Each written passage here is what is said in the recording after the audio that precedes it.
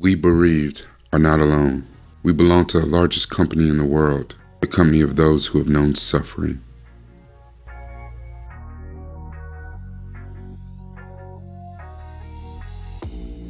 Hello, Governor. This is Rakai nupefromdaville, and I am blown away at how we get started to Arcane Season 2, Episode 1. Heavy is the crown.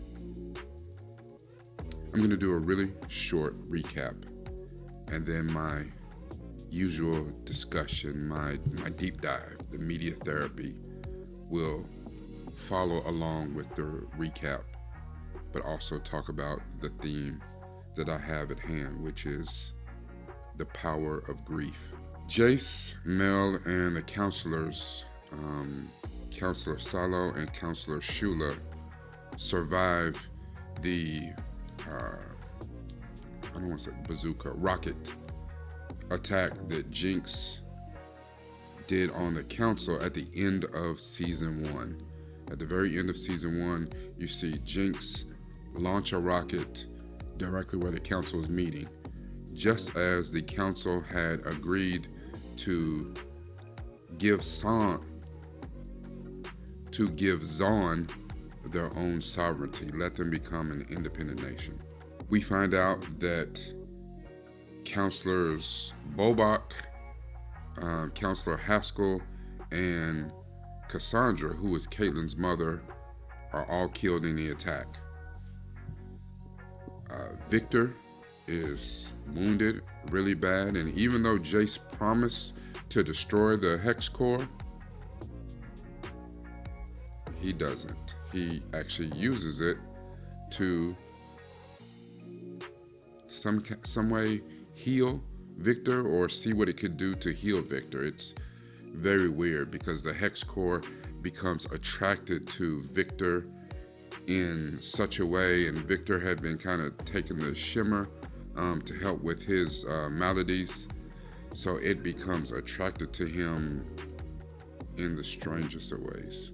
So while Caitlyn, Mel, and I think Counselor Shula are discussing what to do and how to attack Zaun to get some kind of get back, Mbessa walks in with Counselor Silo, who has been injured. He was trapped under something, and now he no longer has the use of his legs, so he's in a wheelchair.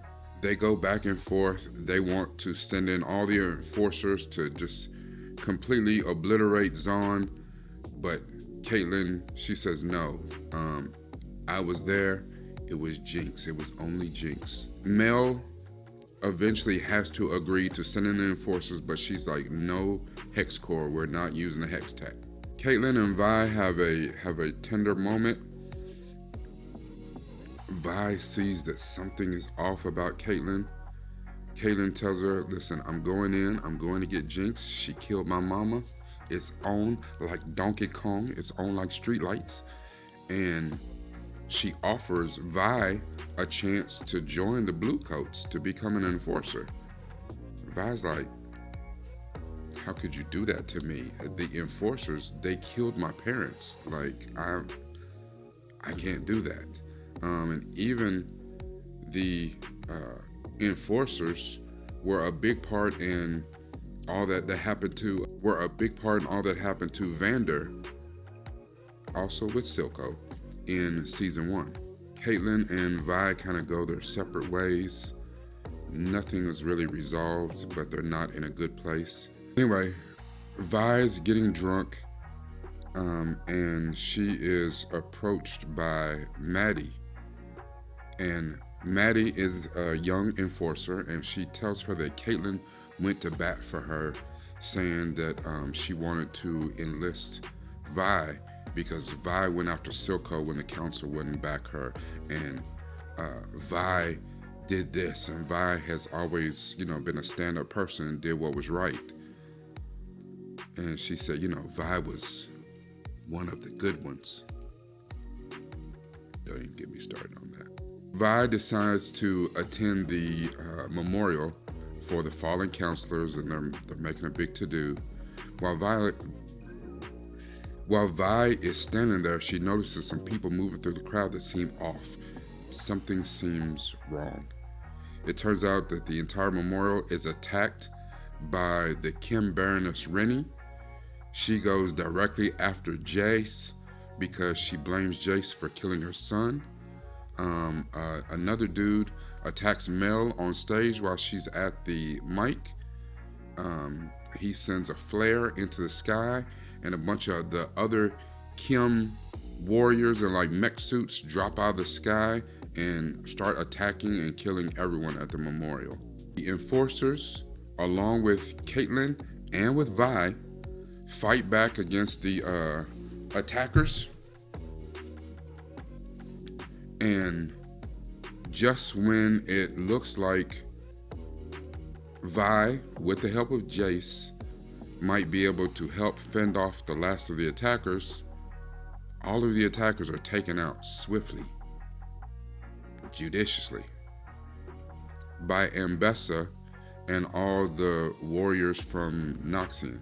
Jayce, feeling weak, feeling vulnerable, knows that even though he had vowed to get rid of the Hex Core, he had vowed to get rid of all the Hex Tech weapons, he sees that in order to fight off the attackers, to fight off what's coming from Zaun, that they need Hex Tech. And he goes in the lab and he works on some new weapons, some new shields, some new everything, including a new rifle for Caitlyn, and arms all of the enforcers with brand new Hex Tech. Caitlyn has been promoted to a commander, and now instead of being in mourning, the whole attack on the memorial has pushed Caitlyn over the edge. And now she comes into the council meetings demanding respect and telling them this is what it is and this is what it's going to be. She assembles a task force, and this time Vi decides to put on the blue and go with her as an enforcer because as far as she's concerned, Powder, her sister, Jinx, has went too far. She's crossed the line. At the end of the show, we see Singed show up. He looks like he takes out a pair of wolves, using one of those gas canisters on him, and then it fades to black. You know, at first, we're like, could Silco actually still be alive? But no, it's actually Singed. Singed made it through. That quote I started this out with, and you know that I love my quotes. That first quote about the bereaved are not alone and we're in the company of those who have known suffering, that's actually from Helen Keller. Another quote that I'm going to use is from James Patterson, a beloved author, in his book Angel. He says, the weird thing about devastating loss is that life actually goes on.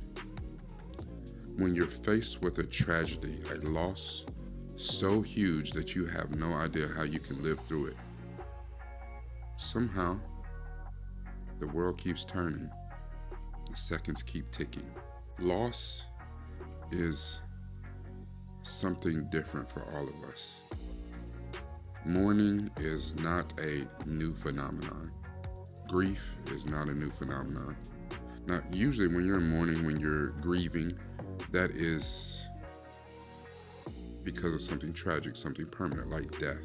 However, that can also apply to relationships. If your relationship just died, you can be in very much the same period of mourning, of grieving. If a person close to you died, you can be in a period of mourning, grieving. And yet James Patterson's absolutely right. The world keeps turning. The seconds keep ticking. When I went through my period of grieving, the world kept turning. It did not care about how I felt. Didn't ask if I was okay. And even things like your job. You could be in the worst pain of your life and Oh, we're so sorry for you. So, you have that report? A quote from E.A. Bucanieri said, "So it's true. When all is said and done, grief is the price we pay for love." If you look at what happened in episode 1, grief, and even back going into season 1, grief pushed the boundaries and took what are otherwise good people and transformed them into something else. And I'm not going to say that they're bad. We have the rest of the season still to figure out who falls where. Is Jinx a bad person? Is she unredeemable or irredeemable? Is Caitlyn a bad person? Because we see her going through this mourning period, and then even after the second attack, now she's in pure vengeance mode. Her grief has moved to anger, hatred, vitriol. What about Vi? Does Vi not feel grief? You're talking about the transformation, the death in her eyes of her surrogate father, Vander. Jinx was pushed over the edge.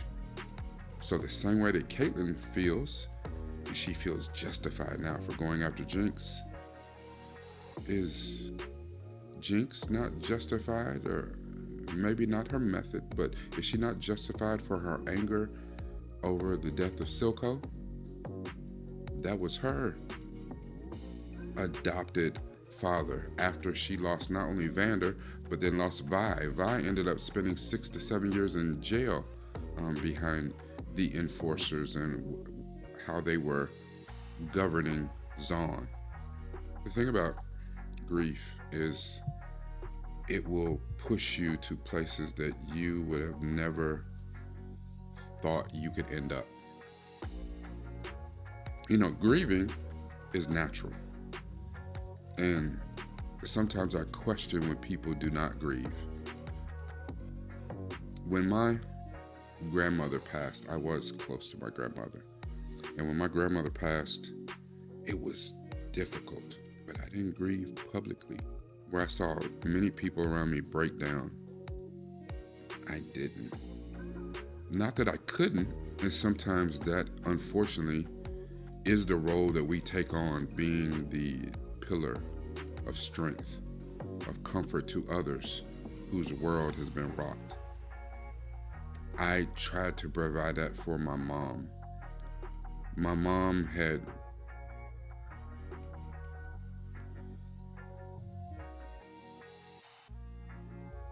given up much of what can be considered her life to take care of me and my brother at probably the lowest point in her life. And then spinning out of that, as soon as my brother and I left home to never return, my mother threw herself into another endeavor, which was to take care of her mother. Her mother could not go into a home. She had a home. And so my mom moved into her home, into my grandmother's home, to take care of her for many, many years. And a lot of my family did pitch in. And I say that gently, lovingly, because I love my family, but the burden of taking care of a loved one who had regressed to a 3-year-old almost was heaped upon my mother. Part of that was her own doing. It's her mother.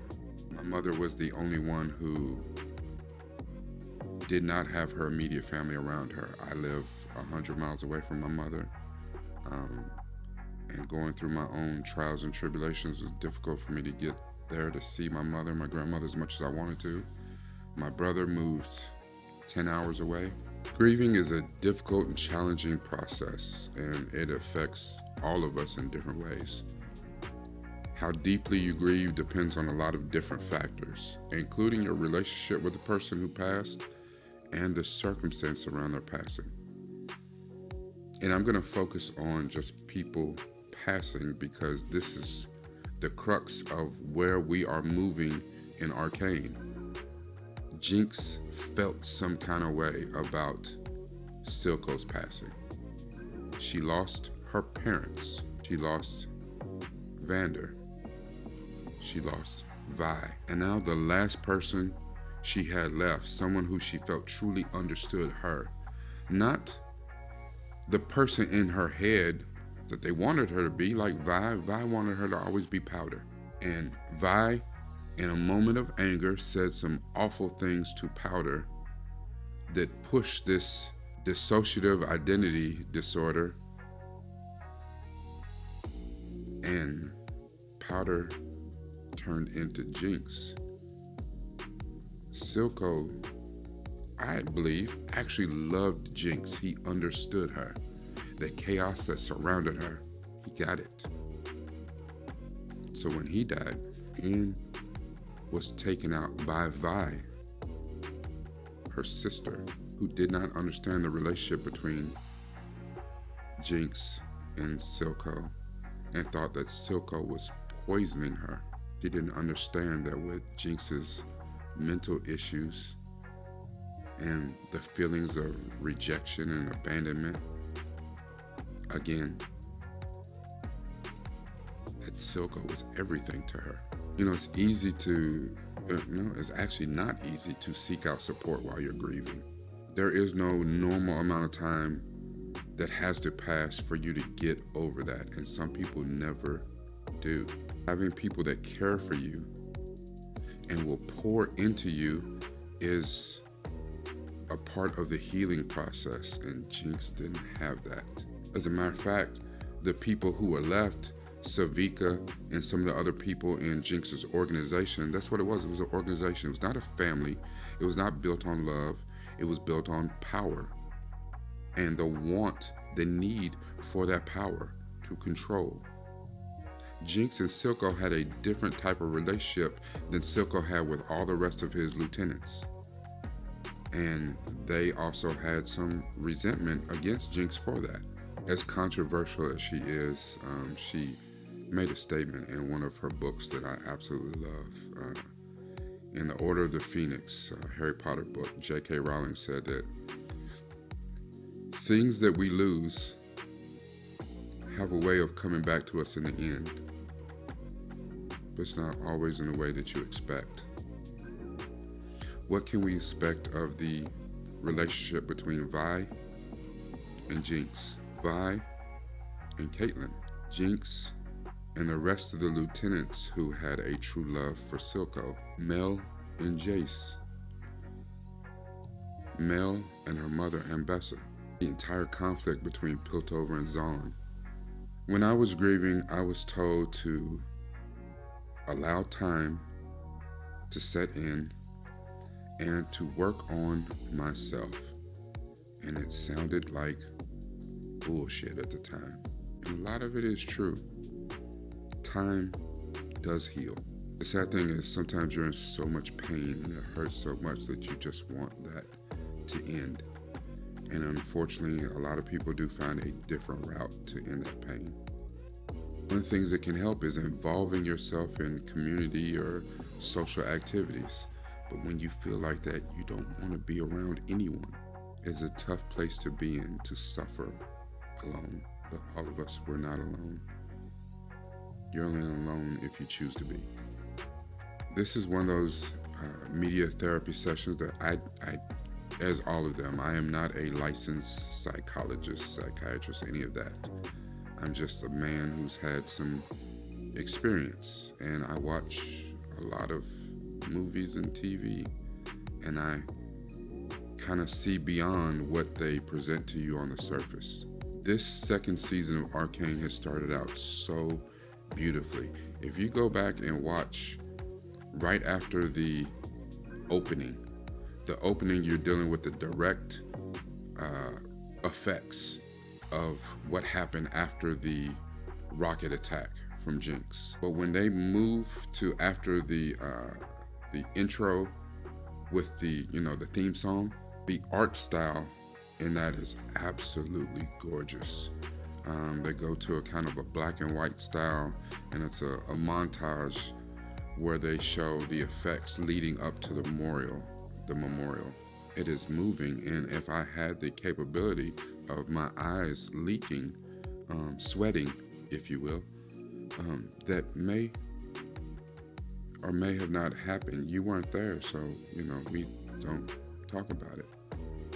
If you have not had a chance to see, go into the description and see the reaction that Centel, MC, and myself did on episode 1. And I'll be doing a deep dive, and we have reactions to all of the episodes of this season. If you are suffering, please seek help. We want to celebrate you. We want you here. You being here can make the world a better place. There are people, there are services that can help you. And even if you don't want to go that route, find someone close to you that can help you. This is Rakai Steed, nupefromdaville. Make sure that you like, comment, share this video. And if you haven't subscribed, please subscribe. There's a lot of good stuff on here. There's a video at the end, so if you stick around to the end, make sure that you check out one of the other videos or some of the other videos that's in my catalog now. It's gotta be about this. But after an episode like this, it's gotta be about this.